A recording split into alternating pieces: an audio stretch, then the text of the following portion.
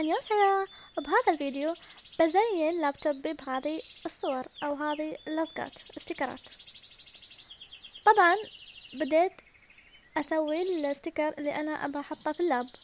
طبعا كان في البداية تفكيري إني أزين اللابتوب، بس أول ما بديت أسوي بديت أمل وأتعب.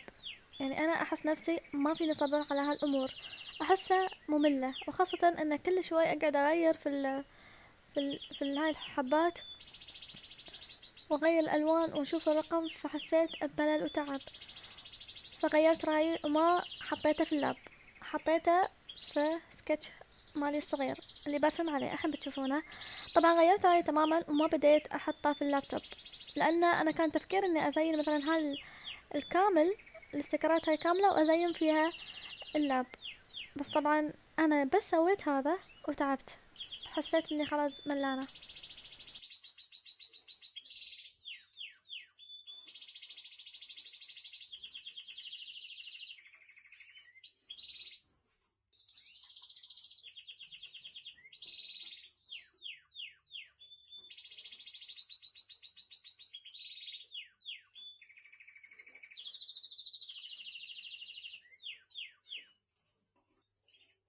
يعني انتم متخيلين ان هاي الصورة البسيطة والصغيرة خذت معي وقت، فكيف باقي الاستيكرات؟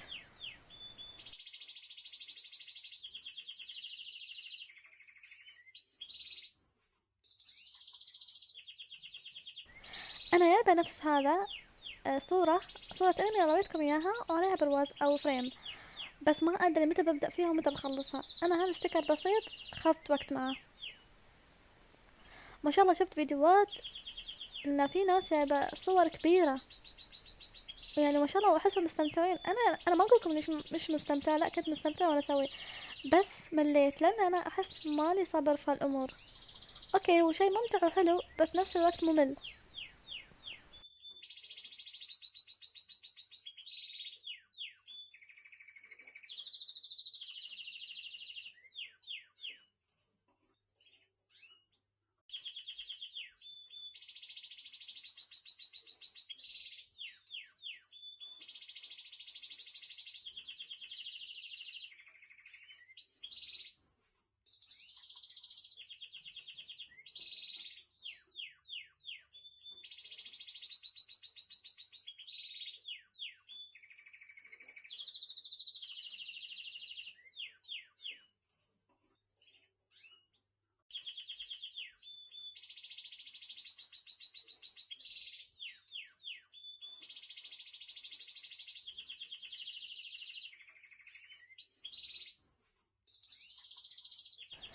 طبعا واخيرا خلصت، فقلت بما اني انا خلصت هالستيكر واخيرا فما ينفع اني احطه في اللاب، فبحطه في هذا السكتش بوك، وخاصة ان هذا السكتش بوك حجمه صغير يعني يناسب هذا الستيكر، فحطيته في نص السكتش بوك.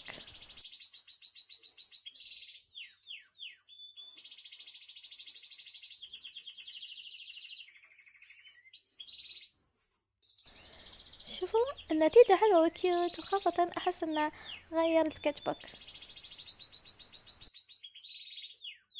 طبعا الحين وقت التلوين. رسمت هاي الرسمة على طلب وحدة من جميلاتي طلبتها مني، فأنا الحين بلونها معاكم، وحبيت اني الونها بهالسكتش بوك الصغير علشان ارسم باصغر دفتر عندي.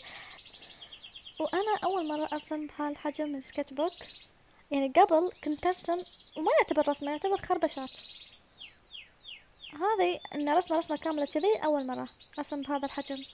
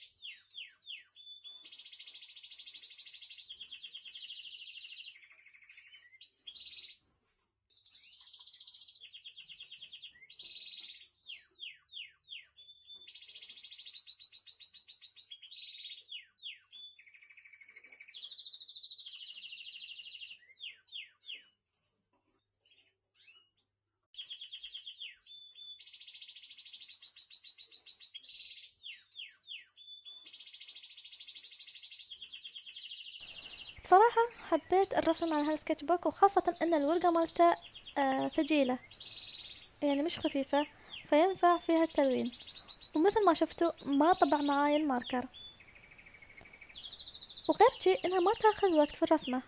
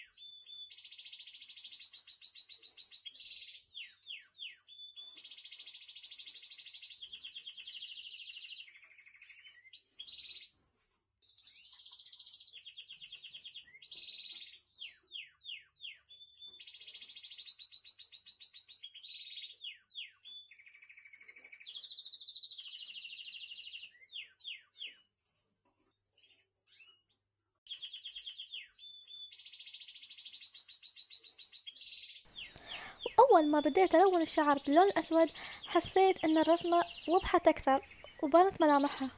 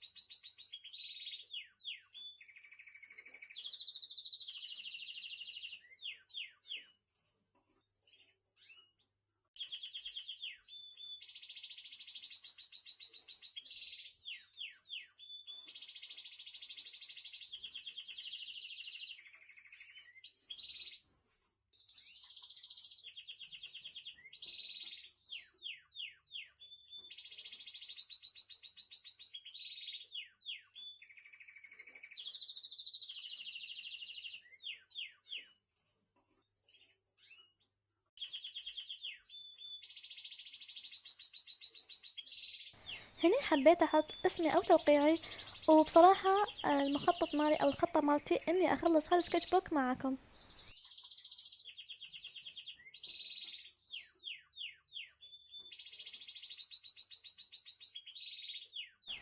وهاي هي النتيجة.